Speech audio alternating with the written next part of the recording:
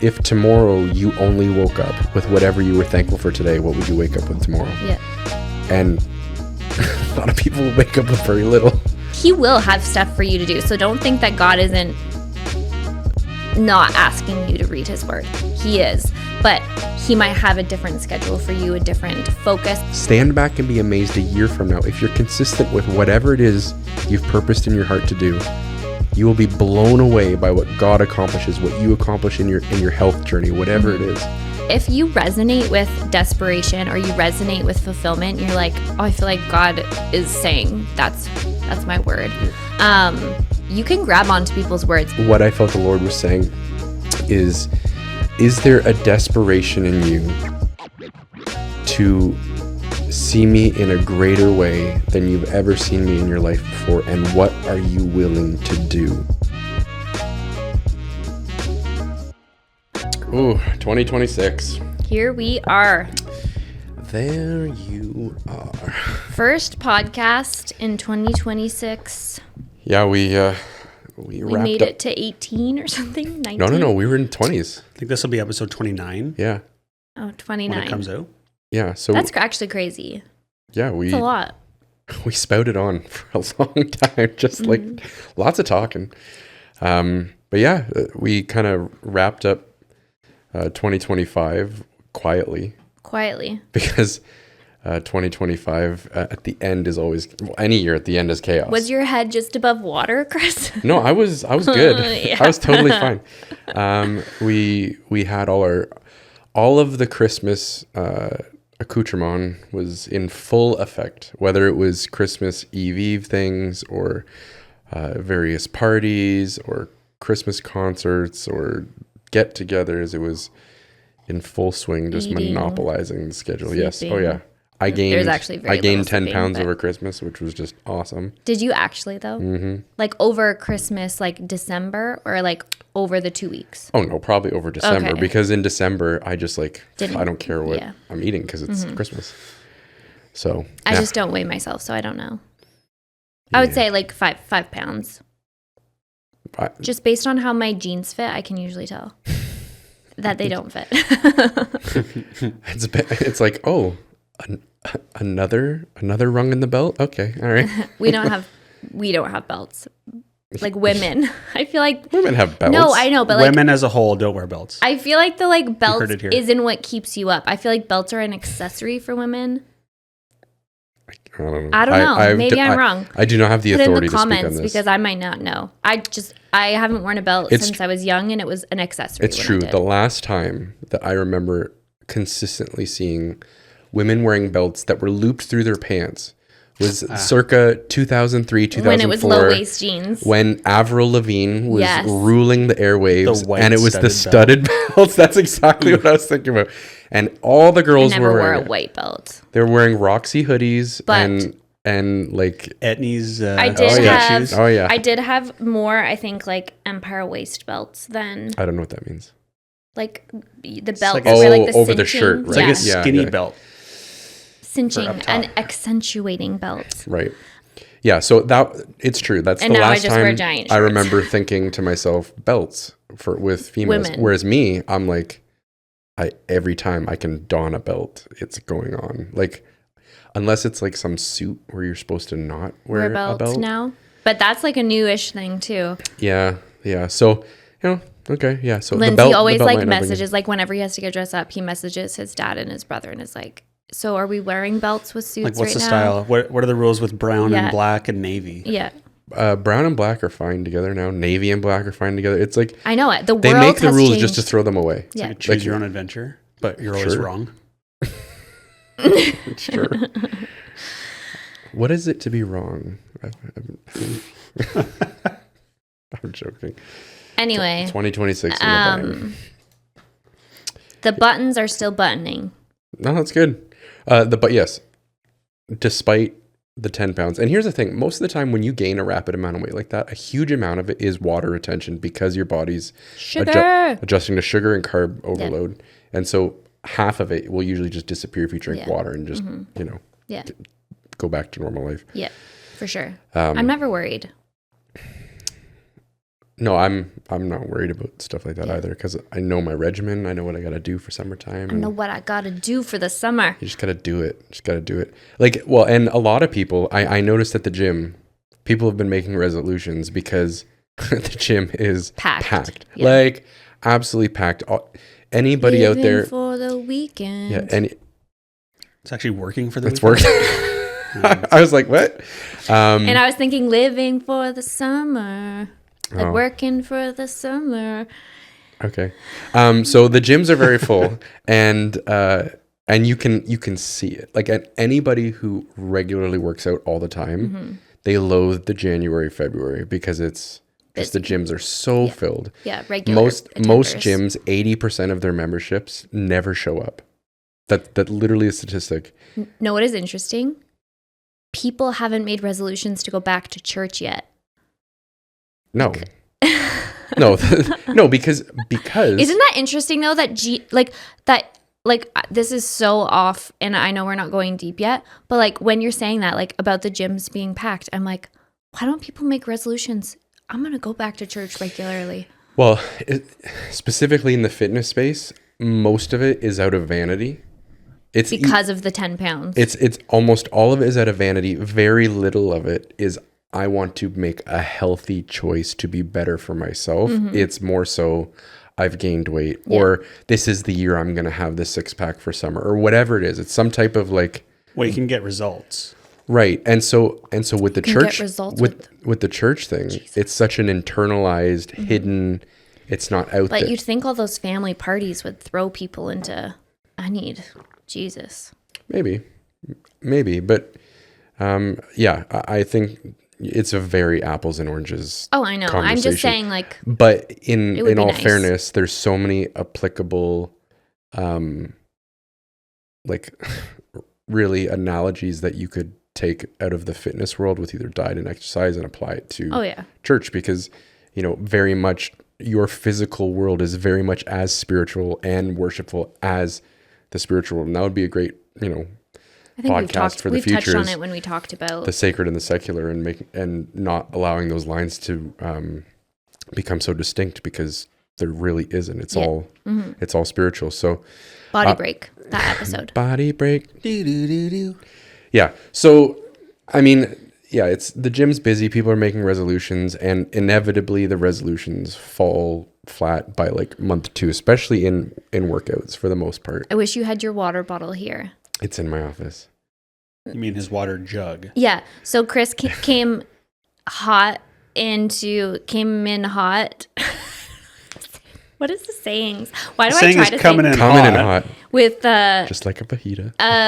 A milk jug from Under Armour with his water in it. It's a water jug. And after staff meeting, I leaned over to Lindsay and I'm like, how long do you think that'll last? Oh, it's going to last. Okay. I won't tell you what our You got an over-under? We have you got an over-under? 100%. Okay. All right. There's no money on the line. But. Here's the thing. Because it's true. Here's the thing. You underestimate. But now that we've said that, we need to change our guesses. You underestimate the ability of you. my willpower to absolutely prove people wrong. I know. That's what I'm saying. I could have said December. That it'll last till December. Of what year? 2028. 5. Okay, that's fair. 2 years. No, this year I want to make sure I'm drinking all of the water that I need to. And while typically I have like an Awala bottle that'll fill up 2 or 3 times a day, I didn't think I was actually hitting the numbers I was supposed to. Mm-hmm. So if I filled the bottle to what it needed to be, and I knew it needed to be empty by the end of the day.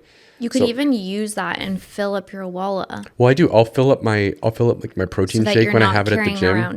No. I like being the insane looking person on the treadmill trying to drink from the giant jug and not spilling it on myself, because then they know I'm serious. Joey from Friends drinking the milk. Yeah, I want to be. I'm very much I need visual reminders. That's my personality. Yeah. So there's sticky notes all over your house. Psychology calls it the nudge. So people respond to small nudges. And so a giant water like that, while I may be thirsty and look at my Awala, I might be too lazy to actually drink the Awala. But when I look at that and go, oh, I've only drank a third of the water and I'm halfway through the day. It's time to, it's just the way my brain works. So you need to carry around 2 so one arm isn't Just jacked. Or just alternate.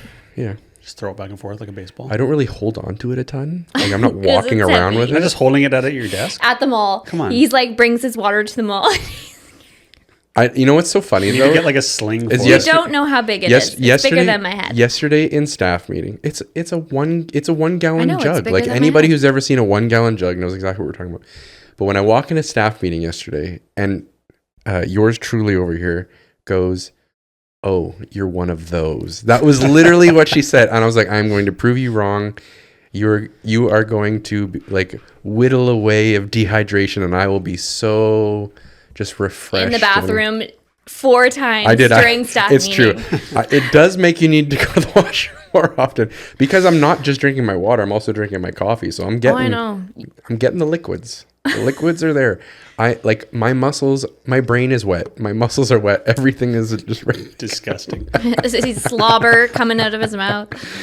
So, but yeah, that's one of the things I've kind of implemented this year. I don't want to call it a resolution because it's not to drink more water. It's just to make sure I'm actually getting what I need to get. We like new beginnings. I think as humans, we like the new beginning, like the switch. Like what is significant about 2025 to 2026? Thursday or Wednesday to Thursday, right? Like, did everything change? No, the number changed, right? But even like back to school, I feel like after the summer, starting in September, we're like, all right, let's get back to it. Let's figure out our life. Let's be disciplined. Let's be better. Yeah, we orient ourselves very commonly as humans around like time constrained commitments. And so often when you have something in a schedule or in a calendar that you see a noticeable break, that's where a lot of people naturally decide I'm going to start or stop something here, right? Like a month. Right, a month, or like you said, back to school. That's a huge one in our house because my wife's a teacher. We have little kids, you have little kids. And even at the church level, it's very much a church functions like a school year because summer everybody kind of scatters and goes to different camps and holidays and stuff like that. So you kind of build and bake that into the calendar. But as a new year rolls over, a lot of people start to reflect on what the full calendar year was like. And I think there's some great things to take away from that. There's also some dangerous things too. Because you can look at what often people make as resolutions, and sometimes it's I'm going to make more money this year, or I'm going to go on more vacations this year, which is fine as long as it doesn't become an idol. I'm going to do this or I'm going to do that, and very much it becomes about self-improvement as opposed to drawing closer to the Lord and reflecting on what your spiritual journey has been. Absolutely. And so we can start maybe making lists and ideas and resolutions and commitments to more like carnal things as opposed to reflection, repentance, getting in line with what God is saying, saying, what are you wanting for this year, as opposed to what I'm going to impose on the year out of self, right? And I mean, even if you go back from looking, it's also from like looking at everybody else. Okay, everybody else is doing that. I need to do it too. And you're not thinking that everybody else is doing it. I'm going to do it too. But it's like, that's just what you do. So you add these things like I'm going to drink more water or whatever. And it is to make you healthier. So you're like, it is a good thing. But it's always important, even with good things, to go to God and be like, hey, is this where my focus should lie right now? Is this where I should put my effort into discipline? Or do you have something else in mind? Yeah. And like even, I would say it doesn't even have to be that complex. It can be more like, let's take it to people who are just really fundamentally at the basics of their faith. You could say, my resolution is going to read the Bible more this year. Now, while you're saying I'm going to do it, it's also God's invitation to discover who he is and his word. So that's an easy alignment, right? While you're saying I'm going to do it, God's invitation to do it has always been there.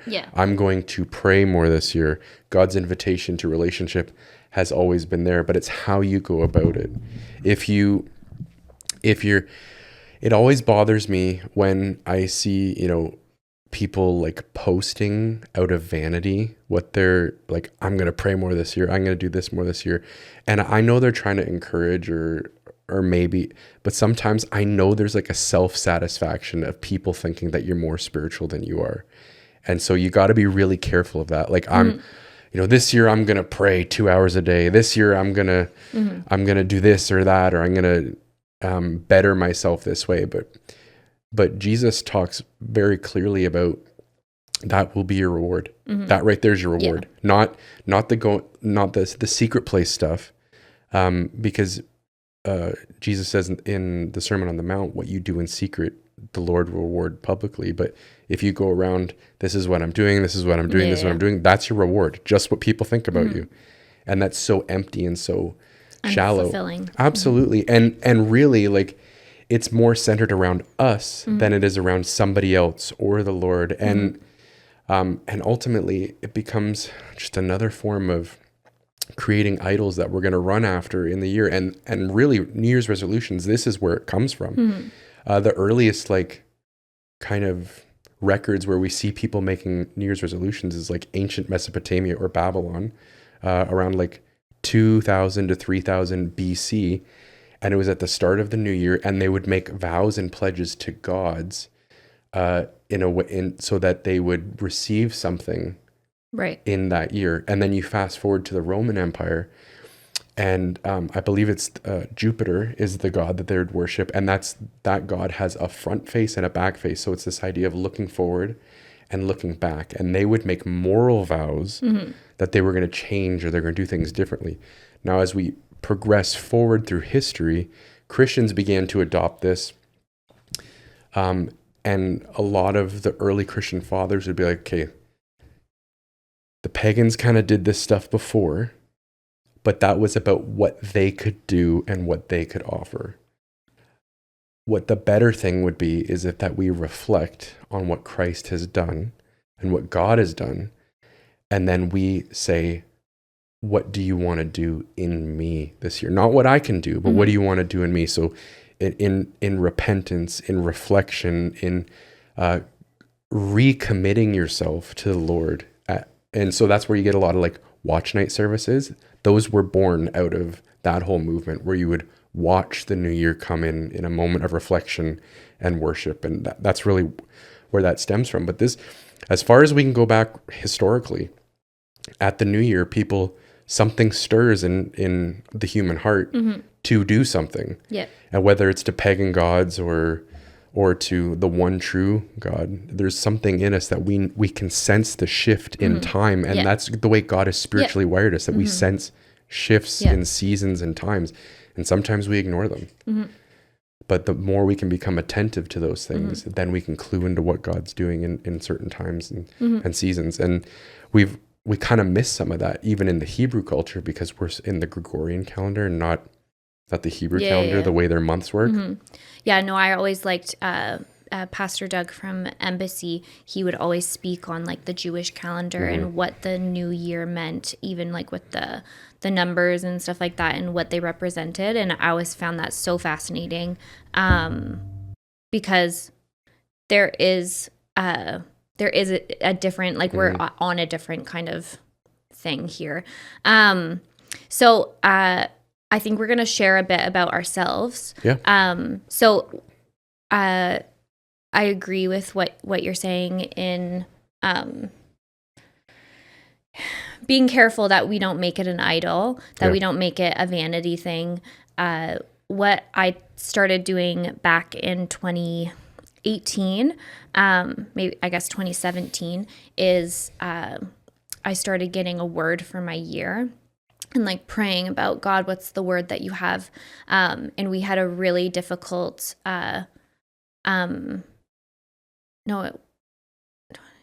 anyway, dates. I forgot my phone. It was a time. Yeah. I forgot my phone at home, or else I would have it exactly written out. But in 2018, I felt like God said that 2019 was a year of health. And I think that's when it started. So I guess for 6 years, 7 if you count this year. And I would get a word, and then I would pray about that word all year. So we were having some health difficulties, and I felt like God was like, no, 2019 is the year of health. You're going to find like your answer kind of thing. And like people doubted that we would. But by the end of 2018 or 2019, we did see health where we were looking for it. And God answers his promises. And so then the next year was year of restoration, and we saw amazing things take place. But I've had other words like grow and trust, and last year's for 2025 was slow. And honestly, I was like, oh, does last year feel slow to you at all? It didn't feel slow to no, me. but I base my year. So what you're saying, like I base my New Year's resolutions kind of thing on what my word is. So like, does it fit with that? Like, is hustling for my health what God is saying if my year's slow? No, it's not. So not that I don't take care of myself, but it's not like I'm going to do HIIT workouts, and like that's probably not going to go well if my word is slow. And so I felt like even though my year was slow. Oh, I want to challenge that so hard, but keep going. Keep going. Continue. Even though your year was slow. The HIIT workout thing. Just move on. HIIT workouts are not good for women. Just keep going. If their cortisol is bad. Keep going. Anyway, okay. You can't say that and then not do it. No, because I don't want it to distract from where we're going. All right. So, anyway, so with my word being slow, then like if certain things came up and I felt like, no, that doesn't actually go with what I feel like God is saying to do less. Less is more was like a common thing. And then we got to November and December, and it was completely opposite of what I felt like God had said for last year. And I felt like we did really well for the rest of the year. Like I felt like it was on point, and then the end just like totally took me out. And then for this year, I feel like my word is fulfillment. And at first I got this word back in September. I thought it was like fulfillment of promises, and I was like really amped, like, yeah, like there's so many things that like we've been believing for, like blah, blah, blah, or that God has like promised. And another child, right? You've been believing? No. No. Sorry. And then over the last couple weeks, I felt like God's like, no, I want daily fulfillment, like fulfillment as Justine, fulfillment as a parent, which like we've had like toddlers are a lot, and I want to feel fulfilled in being a parent, not like I'm just surviving with my head above water. I want to feel fulfillment as a pastor. I don't want to always feel like I'm just like ragged and whatever. And I think your word is desperation. And I feel like that actually like it fits with one another, because I feel like God in my word fulfillment is to seek him in all the things. And like, that's obviously always our calling, but like there's a extra emphasis on like, it's not about all the things that you do. It's about getting yourself right, and everything else will take care of it. And I know that's 101, but like sometimes God just needs to like desperation. Like obviously we're also always supposed to be desperate for God, but like there's a different like emphasis. Like this is where I want your focus to be, not on like slow, which slow you can interpret in different ways, but like rest in God. Yep. And so in fulfillment, that is my heart. And I feel like God is not like, I want you to start everything in January. January is, we're exhausted from December. And I feel like in fulfillment, I feel like it's not like, oh, I need to start all my exercise things now, because that is some of my goals for the new year, is to get stronger and sleep better and right? Like we all have those things that we want to do, but he's like, no, I just want you to like, come to me, worship me, be with me, get rid of distractions. Because once you get good at like getting rid of the distractions, then you'll be able to add those other things. But until you get your focus right, your gaze right, and find that fulfillment in me. You know what I mean? Yeah, I mean, there was a lot there. No, I think it's super important to, like I said, before you kind of shared what last year was like and what you're looking at for this year, like it's so important to recognize the seasons, and how many believers just go from season to season to season without ever even stopping to realize, what kind of season am I in? Yeah. Am I in a growth season? Yeah. Am I in a waiting season? Am I in a season where I'm being refined? And often the refining is stripping away. Yeah. It feels like loss. It feels like you're grieving. Yeah. It feels like, it's very much what is going on here. Yeah. And we'll feel all of those emotions. And yet our pride thinks we can deal with it on our own. We never go to God and say, what is actually happening here? Yeah, like, is this on purpose? Yeah, well, God's allowing it to happen. So something can be redeemed from this. Yeah. If it's happening in your life, God is sovereign, and there's a redemptive thing that can come from it, regardless of what it is. I don't care how broken and how destroyed it is. God moves and shapes things. And while evil exists in the world, well, God doesn't cause things to happen. If it's happening in your life, he's allowed it by his sovereignty to take place, and he can use that thing to grow something in you. Now, we face a lot of things because we make dumb decisions, or we are careless in our lifestyles and in our sin patterns and all of these things, right? But as we go through seasons, often there's never just mountaintop season after mountaintop season after mountaintop season. And when I say mountaintop season, what I mean is amazing seasons of just like everything's going right, like everything's coming up Millhouse. Like it's not just like constant wins. You'd be such an annoying person if you only had a mountaintop. Annoying. No, life exists on the journey of moving to the mountaintop and then descending down into the valley, then back to the mountaintop. And sometimes some valleys are bigger than others. Some mountaintops are bigger than others. But this is where, as we allow the good shepherd to lead us from season to season, and that's the important thing. We are the sheep of his pasture. And he is, if we allow him, if we submit to him, if we, in our hearts, really truly make him not just our Savior, because it's great to have him as Savior, but also our Lord, then he will lead us to streams of cool water to drink. He will cause us to lie down in green pastures. And he will even make a table for you in the presence of your enemies. This is that Psalm 23.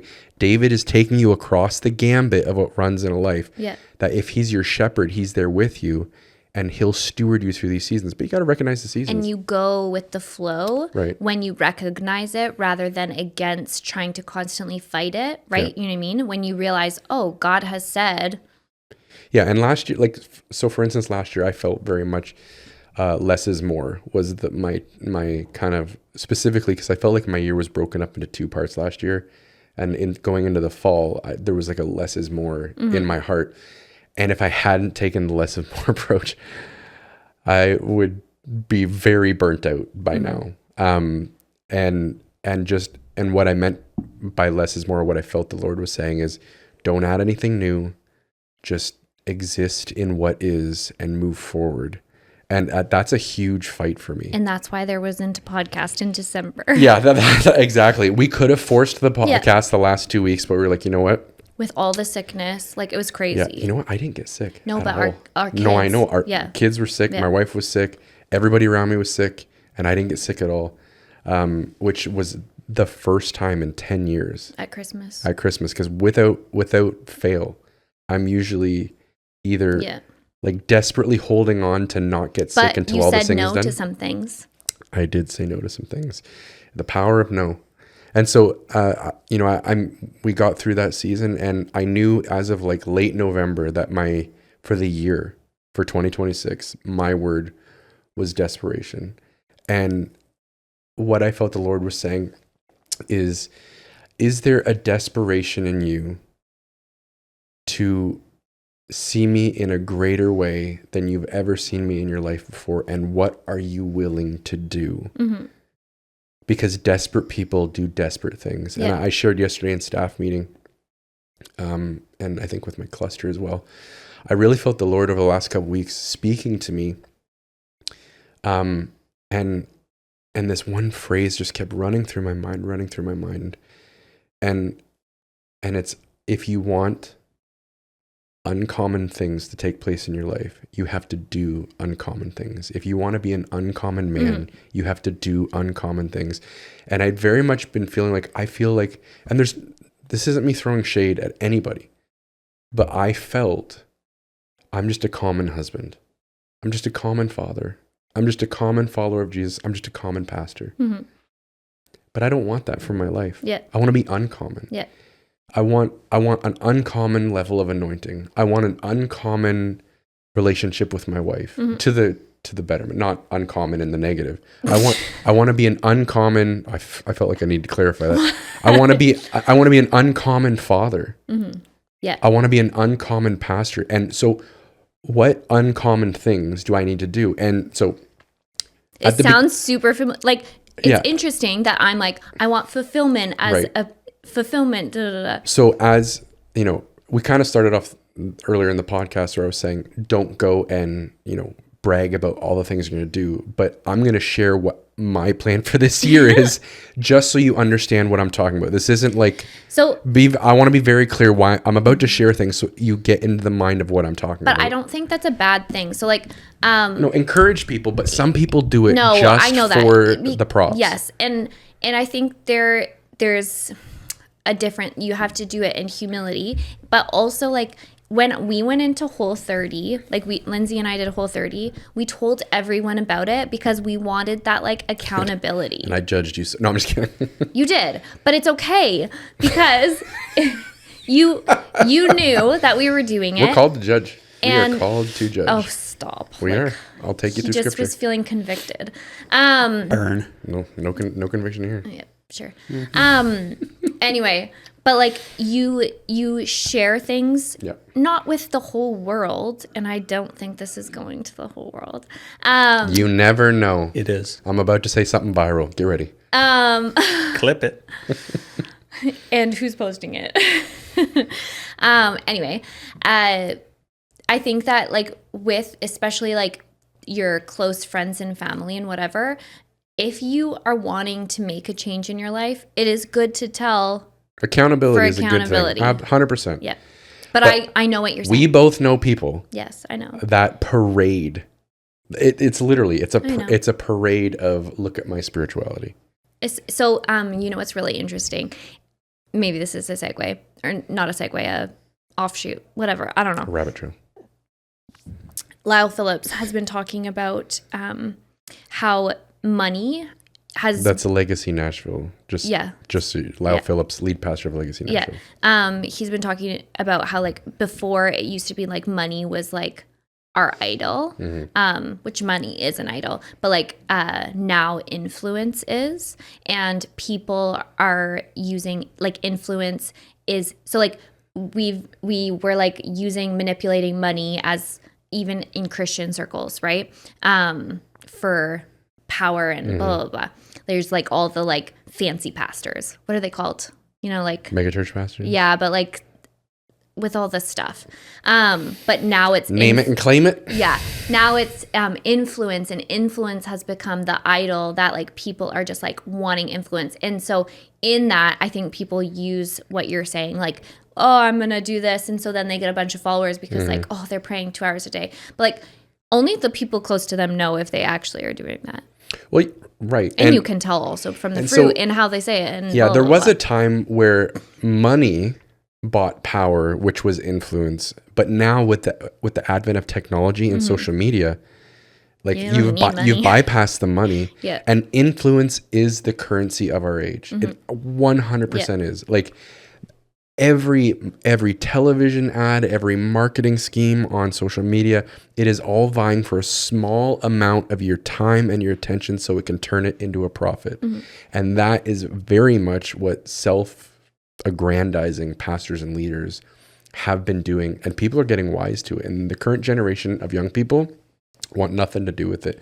Our generation and older kind of bought into it a little bit, but this next generation really wants nothing to do with it. They're looking for authenticity and people who actually walk out what they say. I wouldn't say the next generation. I would say the generation below that.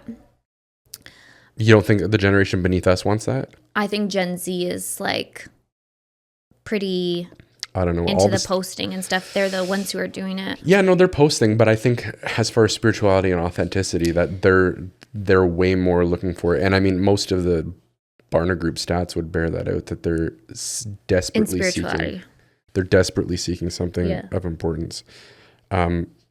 So I mean, but yeah. So let's get back kind of to where we were talking about like what we're doing, like because I'm doing some things in my life to try and shift priorities and make more of a focus on things. So I was saying I'm gonna do uncommon things, and so a couple of the things that even so personally, I've decided.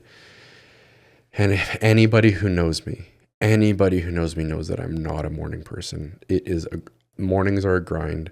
I'm mostly useless. Like I really do try to help my wife, but often I'm more of a hindrance in the morning than a help. So, but in an effort to help my family, but more than an effort to help my family, but more seriously, I desired to know the Lord in the quiet and in the secret in a greater way than before. Because the rhythm of my prayer life and devotional life now is typically, at least like on a daily basis for, let's call it the work week, just for the work week, is, we get up in the morning, drive my family or my wife to work, and the kids go to school, and then I get here about 8:30, and then that's when I start my devotional time until the rest of the staff comes in, 9:30ish. That's when the workday starts. And so that 1 hour window has been fantastic for me.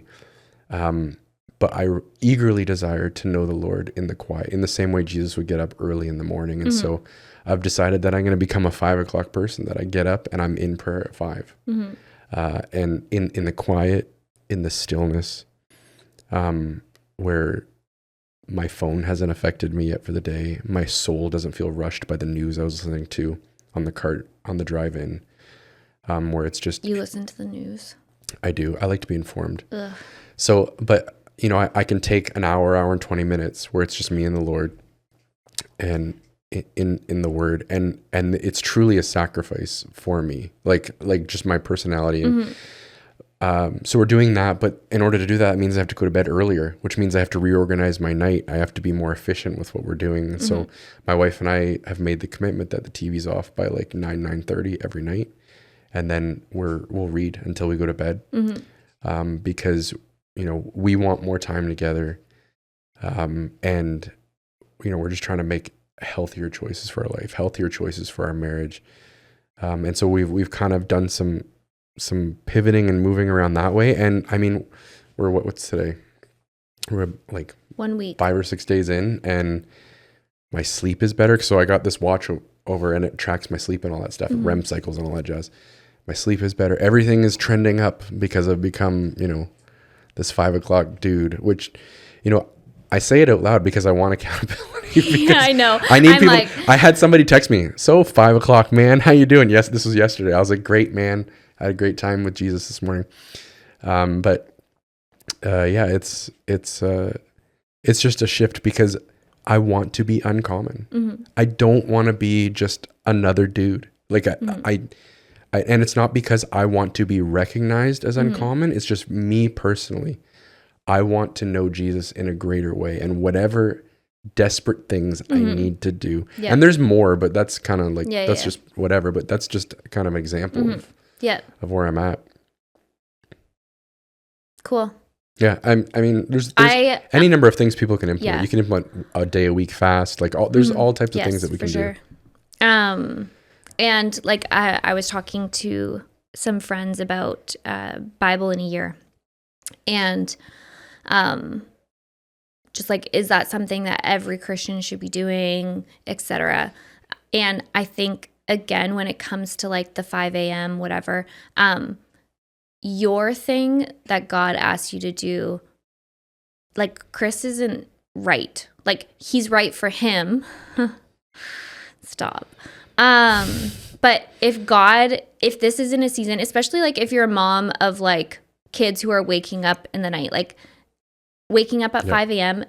might not be best for your health. No. And Chris isn't saying that this is something that will make you the uncommon. I will say this though, just if at all possible, if you can, as any person at any stage of life, if it's possible, it may not be, to spend time in prayer and the word morning. before you The engage day. the world.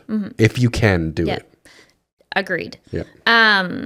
Mornings are good. It's same with exercise. Like it's like starting your year right, starting your day right, You're setting the tone. Yeah, for sure. But I just want to be clear, because sometimes like we see pastors and leaders, they're reading through the Bible in a year again. I'm the worst Christian ever. And you are, if God has told you to do it and you're not. Like, you're walking in disobedience. Yes. But if God hasn't and he's asked you to do something else, he will have stuff for you to do. So don't think that God isn't not asking you to read his word. He is. But he might have a different schedule for you, a different focus. Like maybe he wants you to read through the book of James 6 times. Like, you know what I mean? Yeah, and it's in those quiet moments that he will speak to you, or even when you a prayer you whisper in, like under your breath. Like I can give you a clear as day example. Over Christmas, it was the day of our worship team Christmas party. That morning, in prayer or whatever, I said, what do you want from me today? Lord, I'm open to what you want to do. Yeah. That's all I said. Didn't tell me I was going to meet anybody. So that afternoon, I'm at the grocery store because I was cooking for whatever. I'm going down the aisles and, oh man, I connect eyes with one of the MasterCard people who are roaming the aisles wanting to get me on the PC Points MasterCard. And he walks over and like obviously my shoulders slump. How many times at Canadian Tire have you like shooed away? Oh, it's whatever. You were at Canadian Tire? No, I was at Superstore, but stuff like that happens all the time. At Canadian Tire. Yeah, stuff like that happens all the time. And so this guy comes over and he does this spiel, and he said a couple things. And I was like, man, this guy's, he's a cut above the rest. He kind of knows how to.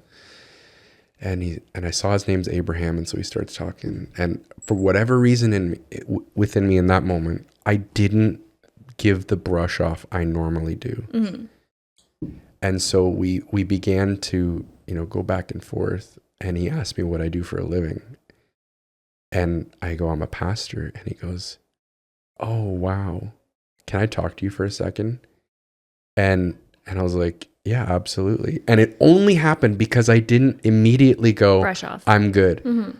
And 45 minutes, we stood in the aisle, the pasta aisle. People are going past us, back and forth.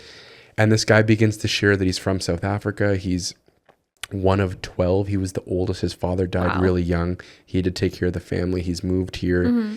He's got a wife with a child on the way, and he lost his job working in cybersecurity. So now he's doing this to kind of make ends meet. And just this moment for me to I prayed with him in the aisle and just encouraged him, and I'm hoping to connect with him now that Christmas is over. But what we do in those moments of quiet earlier in the day, oftentimes we wouldn't even, if you were doing your devotional over lunch, and that, again, no shade if that's the only time you can squeeze in your schedule. It's sometimes there's so much bombarding us that we can just miss. We can miss what God wants to say, or even for something to bubble up out of your heart to just say a prayer. I'm open today. Yeah, Lord. I think even 10 minutes, like even taking 10 minutes in the morning, and being like, hey God, this day is for you. You know what I mean? Like it doesn't have to be an hour and a half. But like this day is for the Lord. At minimum, thank you, Lord, that I woke up today and have breath in my lungs. Yeah. Yeah. Yeah. Was it you who was like, you saw something that was like, you woke up the next day with whatever you were thankful for the day before? Yeah, it was, someone had said or wrote, please don't go around listing everything. Yeah, no, he basically said there's a lack of Thanksgiving in people's lives, and he said if tomorrow you only woke up with whatever you were thankful for today, what would you wake up with tomorrow? Yeah, and a lot of people would wake up with very little.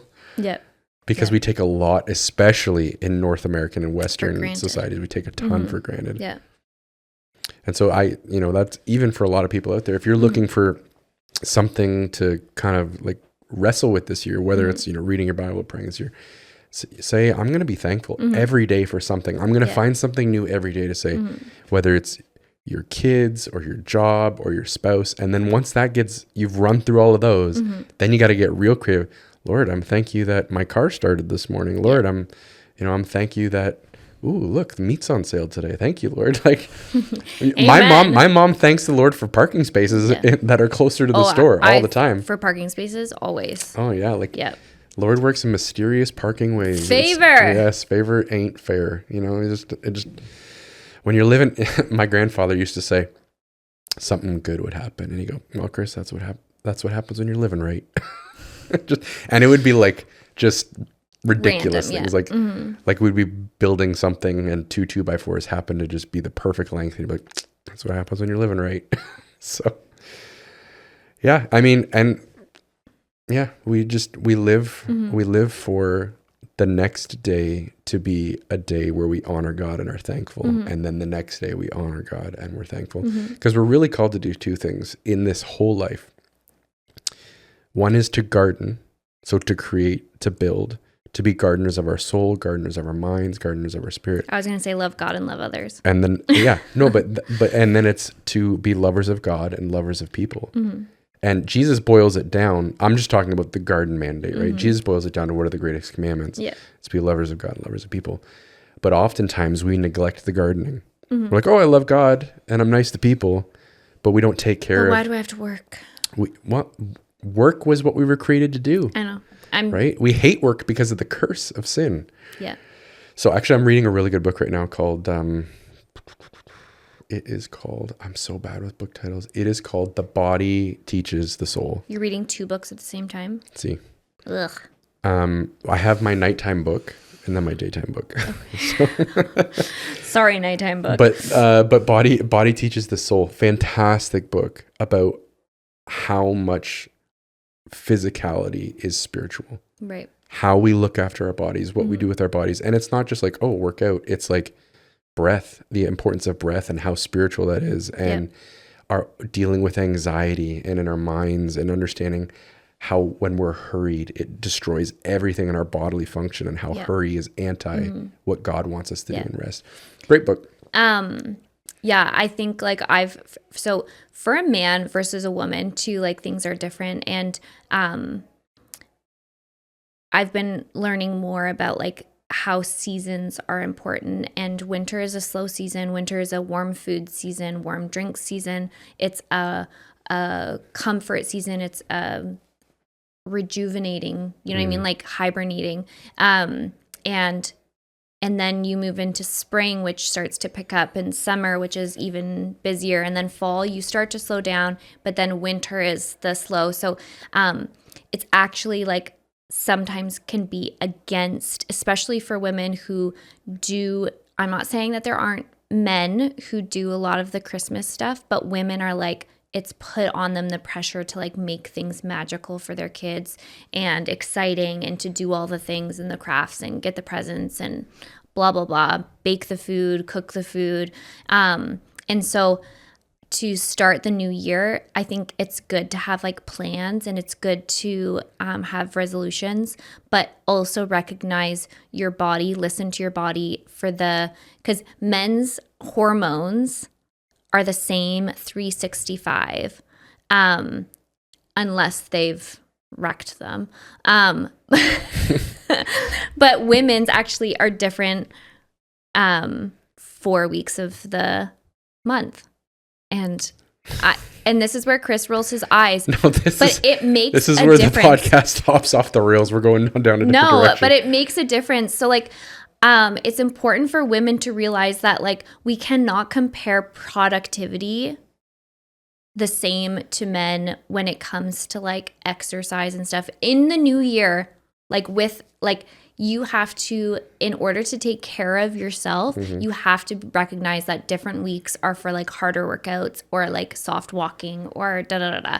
And same with eating and all the things. Like it's way more complicated, and it's something that I'm learning that like we have 4 seasons in a month as women.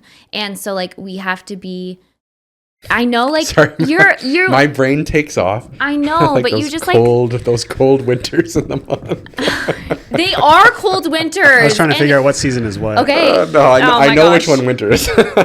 And which one summer is. Springtime. New life. But I'm serious. So like we have to like be better at recognize that women and men are different. And I know in our world we Yes. want to clump it all together, that we're all the same and we all have the same ability to do all of the things, but we don't. We were created so different. And so when you think of your New Year's resolutions and stuff, I think it's important to recognize like what your husband does might be different than what, I know not everyone's married, but like whatever, what your guy friend does might be different than what you do. And that doesn't mean that you are not doing right. Yeah, have grace for yourself. Yeah. Like, and Because we hear from men a lot, like men leaders, like we hear from For sure. you a lot, and women not as much. okay, but as en masse for society, we need to move more. Just move. Oh, Like, I'm not saying, yes. I'm not, No, but like walking, like people think that they have to like well, lifting is good, but it's not the studies HIIT show workouts. yeah, I would never. What were you I- gonna roast me on for the slow thing? And No, I said because not HIIT. no, I didn't know you were specifically gonna go for women. I was going to talk about like people as a whole. Oh. Yeah, not if you were talking about women, I would have held off on that. Well, I am a woman. I know, but we were talking in generalities at that point. We hadn't gone down the seasons path yet. No, but a lot of people don't realize, like a lot of men don't realize that women, like our hormones are completely different from week to week. And that means that we have a different ability to perform in life. Sure. Yeah, I won't go deep into winter. I went to theology school, and I just work out for fun. So, no, but it's true. Like, yeah, we as the church should also be talking more about the physical body, because we have inadvertently allowed very much like a narcissistic vibe into the church, where we don't care about our body, but we care heavily about the spirit. Like, when was the last time you heard a message about gluttony preached? Ever? Body break? Well, we talked on the podcast, but like, I'm that's the last time. right. You never hear people talk about that. But like, scripture says we are the temple, the temple, like you get, But you care, hold on, you care for it differently. you get seniors and people from different generations where they treated the auditorium as though it was literally the temple of the Lord. do. You take off your hat, no food or drink in here, no nothing like that. No running. Right. And so this is a physical building. We are the temple of, and we don't think to take care of ourselves until it's too late. Until So are you we're saying sick. that you agree with that kind of With that kind of what? thinking about the auditorium? No. I'm not saying that. What I'm saying is we've cared so much about physical buildings, Yeah. but have zero, like we've never taught about, Right. Okay. about the physical like body, where we literally have the Spirit of God dwelling in us. And if we're to be vessels that carry his glory and the gospel, we need to take care of that. And so But much of that's this life not is about just- stewardship. Yeah. It's not just like, it's bigger than just like go to the gym. No, it's diet, it's sleep. It is exercise, because we are a very sedentary culture. Like, most people need like 150 minutes of somewhat of a moderate activity in the week that elevates their heart rate to Because zone we 2. sit down on our computers so much. Like we don't even have Right. like the normal walking. Yeah, most like, people around the don't even, house. most people never get that sustained elevated heart rate that your cardiovascular system needs just to run function like proper. And our bodies are built for stress. And if we never put them under stress. Women's bodies are not built for the same stress. No, I'm not. Yeah. Okay. Okay. Men's I'm talking bodies. in generalities for humans. Humans need stress. Physical. They need physical stress in order to recover and grow. Yes. Physical stress. Yes. Yeah. So whether that's like walking Yes. and elevating the heart rate, whether it's lifting weights, whatever it is, we're designed to experience stress, recover, and grow. Very much like our spiritual life. When we come under stresses, we turn to the Lord, we say, God, what are you doing? And then we grow in that. And when we don't encounter stress, when we don't come under load with our physical bodies, it actually withers and dies, very much like our spiritual life. Yes. And so a lot of people out there are like, oh, I'm pretty slender. Some of those people have the worst cardiovascular systems in the world. Me. And so it's important because like the main projector of what long life is how your cardiovascular system responds to stress. And so when I say encourage people to work out or do whatever, if you want to get into the aesthetic side, great. But more so, live a long life where you can lift up your grandchildren when you're older, where you can bend down to play with them on the floor, where you can, in your retirement years, go for walks along the beach and not feel beaten up. Like muscle, like putting on muscle between 35 and 45 is another one of the highest predictors of how the rest of your life will go. Yeah. Grip strength. Grip strength is a huge one. I know. It's a huge one. And it's not like you're going to be like flexing when you're older. It's like grip strength now is an indicator of whether you as a senior will be able to open a pickle jar or not. And have diabetes. Well, that too. I will never open a pickle jar as a senior. Okay, fine. So I'm good. Tomato sauce. That's tomato like sauce. Can? What? Tomato like sauce. Spaghetti sauce? Yeah. Pasta sauce? Pasta sauce? Oh, I see. I see. Jam. If you ever want to get Chris and I in a conversation, ask us anything like this, because obviously we've gone off like aside. I did not take this down this road, but I'd like to point that out. The season side, well, like it's all connected, right? So like, yes, because just like Chris At no point when we laid out our topics for the day, did I think we were going to be talking about seasons. It's because it's something women don't know. A lot of women can't lose weight because they're working against their body's makeup. So like when you work out hard in a season where you're not supposed to, like the winter season or whatever, or the week before winter season, it actually creates a cortisol and your body holds on liquid weight. So like a lot of women, once they figure out how their monthly like works, then they work out hard in summer and spring, and then they take it easier and what they eat and whatever, then they'll find that they lose weight. Like it's actually like crazy the amount of things that we are working against what our body, because we're like, we learn from men. Sure. Anyway. Sure. No, again, you're right. This is like a passion of it's super. Chris's and I's. It's super important to learn all of those things, and to learn like the ins and outs of that stuff. I'm gonna move on. He just doesn't see how it's relevant for this. But I'm just like, there's women listening. There's actually a lot of women listening, and we try to compare ourselves to men, and we are not men. No, you're not. We are women. But the laws of thermodynamics still apply to everybody. But you have to figure out your own way to do it. Right. Yeah. So calories in, calories out still matters. Getting your heart rate elevated still matters. Calories out are different though based on the week. For a woman. Men can do the same thing with protein and all of that stuff every single. But your body, we'll talk about this later. We're gonna get real sidetracked here real quick. Here? Well, no, I mean, it has nothing to do with. No, because your body, like I know what you're saying about like cortisol levels and retaining stuff like that. However, your body's fuel is calories. Yeah, but the nutrients, you can burn what you eat during the different times. Sure. Yes, but for men, you could eat the same. I'm not talking about the substance of your calories. I'm talking about calories in general. The law of thermodynamics. You may speed up or slow down. But we need to have more calories. We need to have more calories at different times of the month. For sure.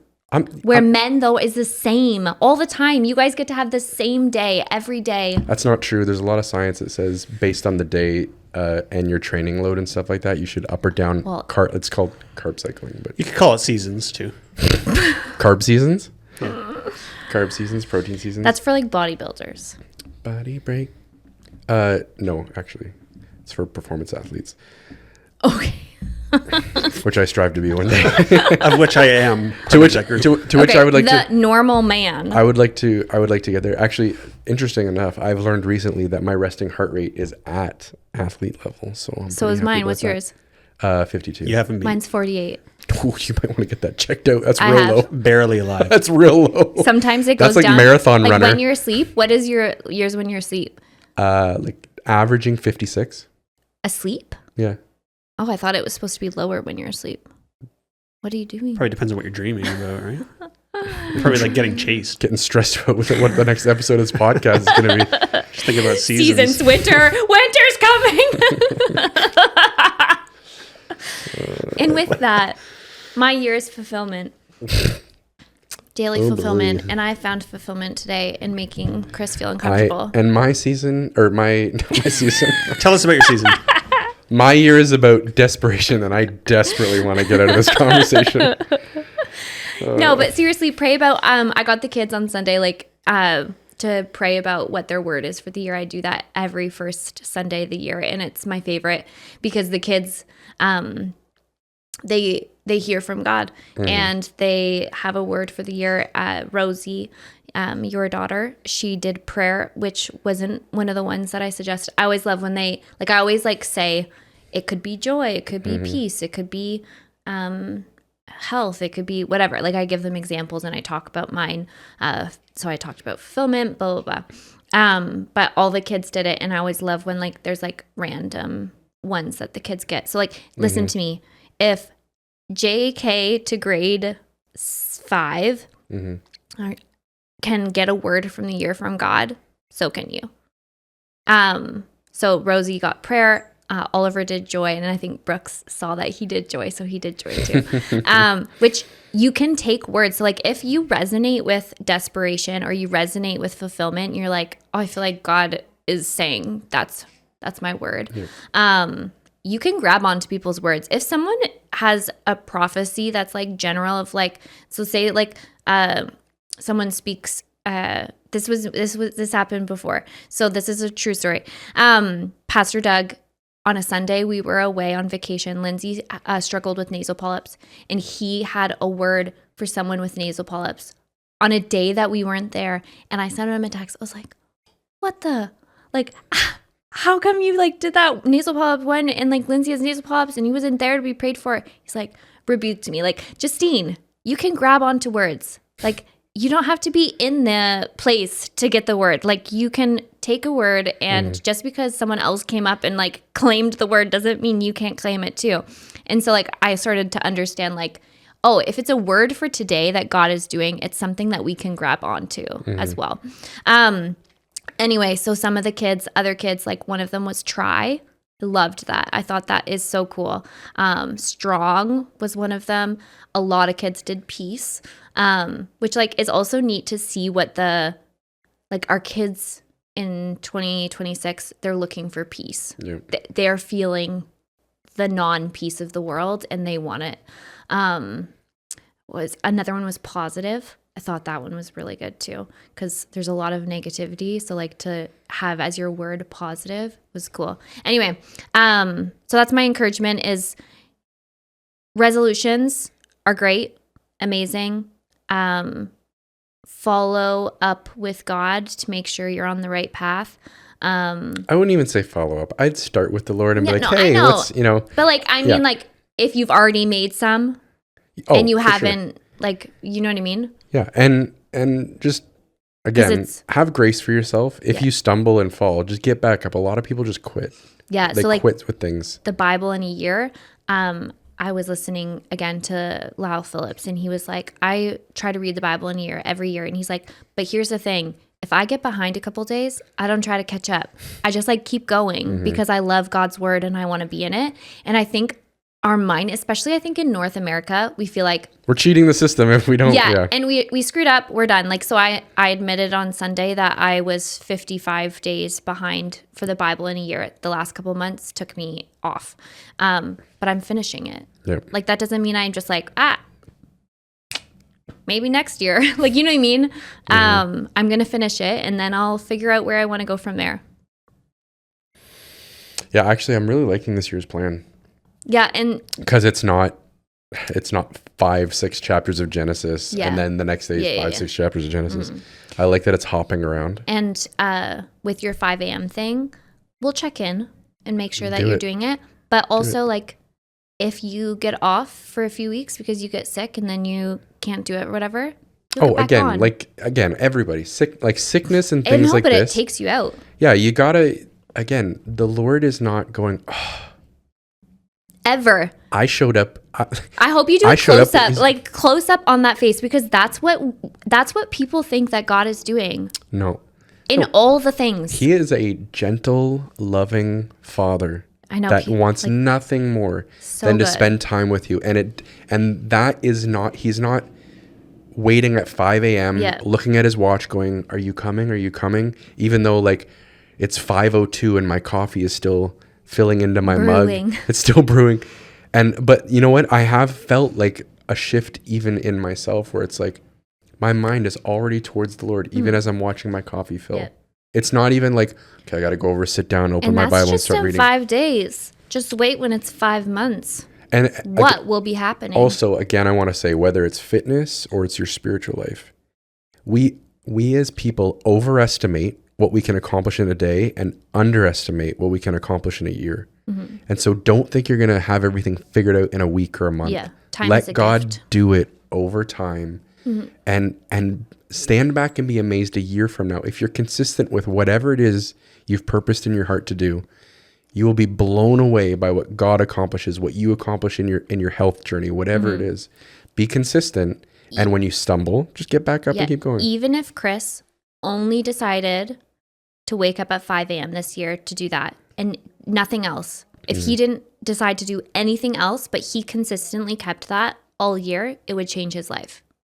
It's already changed this week. But you hear me? For sure, yeah. So you don't have to have a list of things.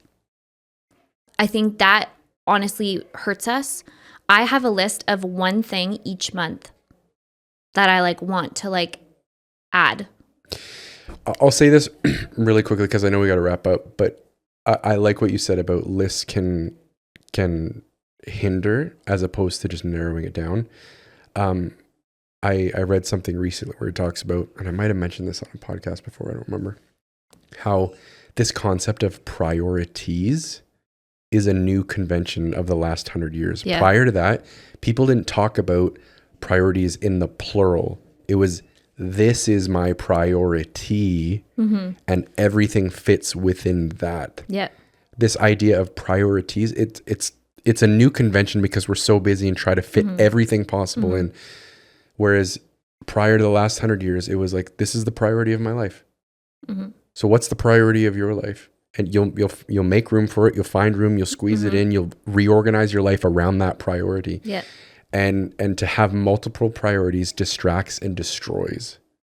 And so my priority this year is meeting with the Lord at 5 a.m. And I know that the rest of my life is it will fall into place. Yeah. It's a great place to end. Thank you for joining us today. We would love if you followed us on Instagram. One of our priorities, just kidding, is to post more on there. Follow us, subscribe on YouTube, please. And you can listen to us anywhere that you can get your podcasts. I can't list them right now, but you can. And Spotify, YouTube, Apple Music, iHeartRadio for some reason. Amazon, all of the places. Oh my gosh. All right. We're everywhere. We're all things to all people. Join us. Squabbling Saints every other week on Mondays. She said every other week to make it official. Except for maybe the summer. Which is summer. We might do every week. We'll see what happens. We'll see. Stay tuned. Year of desperation. Year of desperation.